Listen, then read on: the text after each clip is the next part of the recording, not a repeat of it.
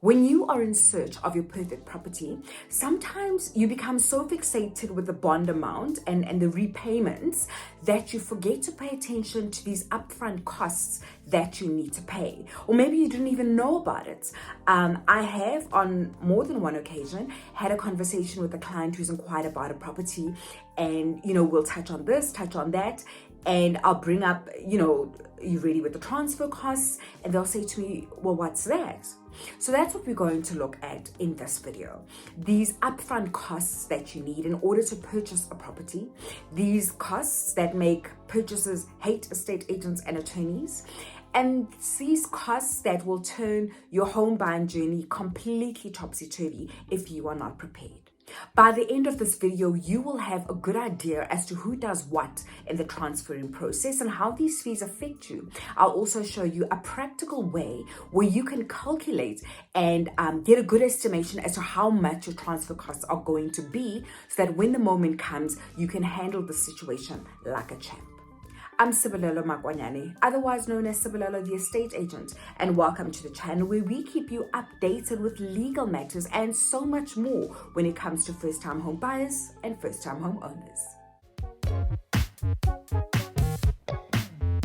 Transfer costs are basically fees that we pay to attorneys in order to register the property, the bond, and to pay money to SARS.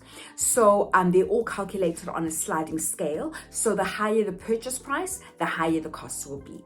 We're going to look at each of them individually, starting with the transfer costs.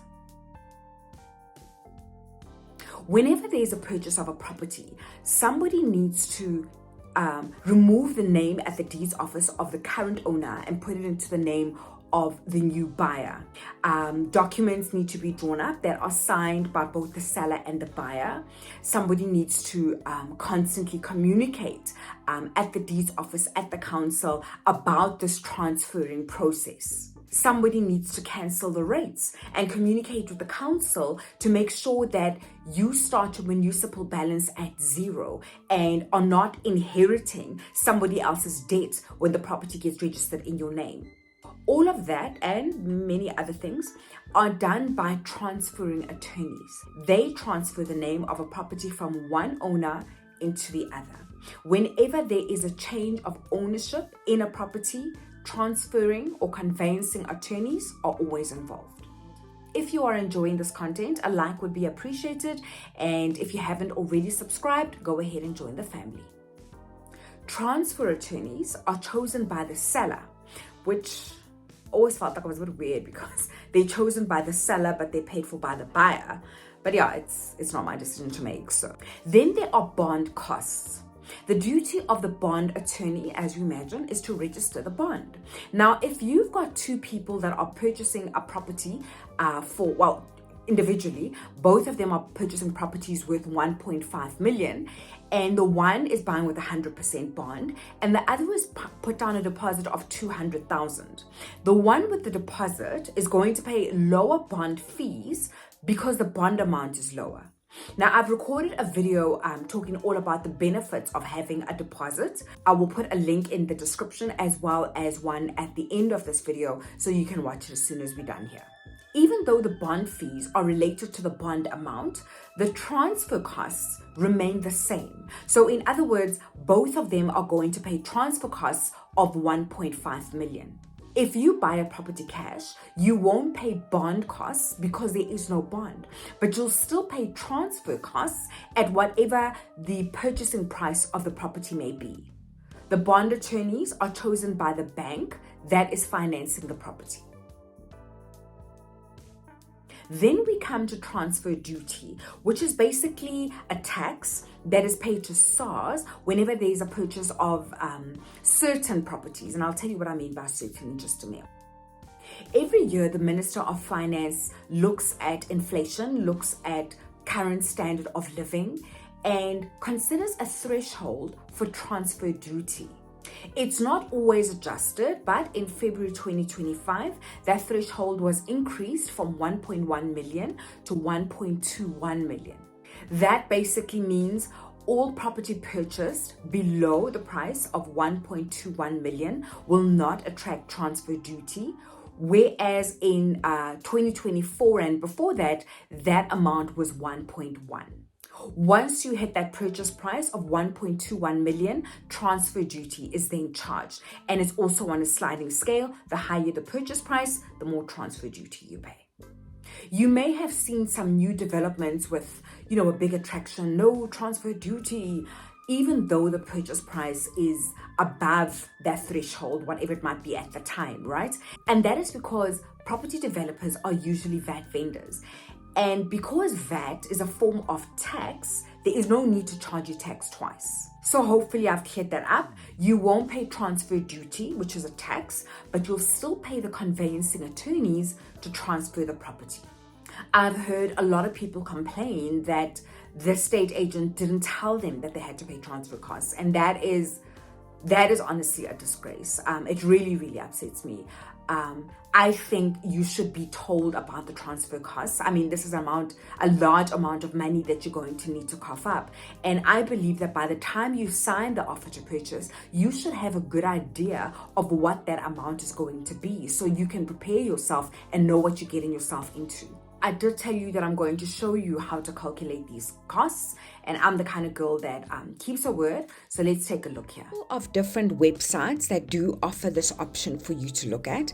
However, I have chosen Property 24 on the grounds that it's probably the most regularly used websites when people are looking for property, right? So I think a lot of people do have access to this one.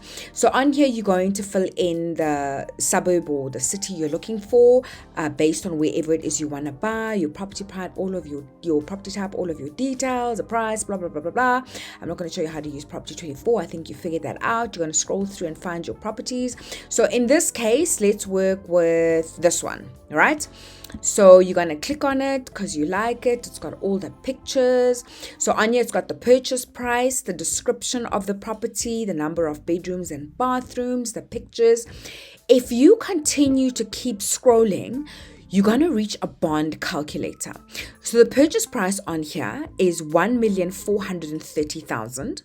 The deposit is 0, and this is the current interest rate. So often we look at this amount here, which is the monthly repayment. And this amount here, written in tiny, tiny little, font, is the total once-off costs. So in this case, it's 90,550, but for purposes of just saving energy and time and just convenience, we're going to call it 90,500. So we need 90,500 Rand for upfront costs. Now, if you click on this button, you will be able to view the breakdown, which is going to show you how much goes towards transfer attorneys and how much goes towards the bond. So we click on it and you can see that the bond registration amount is 44,500 and the transfer property or property transfer is 45,900, together making 90,500. If you were to put down a deposit of, let's say, 100,000, now you'll see that these once-off costs have now increased to 188,200 Rand, as opposed to the 90,000 that it was just now. And that is because the once-off cost is the amount you need to have upfront to purchase your property. So that is now 100,000 for the deposit, the bond registration cost, as well as the transfer amount. Now you'll see that the transfer amount has stayed the same, which is 45,900. But the bond registration has now decreased from 44,500 to 42,200 because the bond amount is lower. So you'll be able to play around with this now that you've got this bond calculator. You can see what's going to happen if you maybe put down a deposit of, let's say, 150,000. Then you need 238,200 to get going.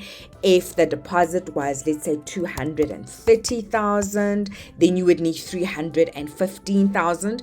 And as you can see, this bond registration amount keeps decreasing while the property transfer amount remains the same. I hope that now it'll be easier for you to plan and prepare, knowing what your final goal will be. Here are 2 videos that will help you in your home purchasing or property ownership journey. Catch you in the next video.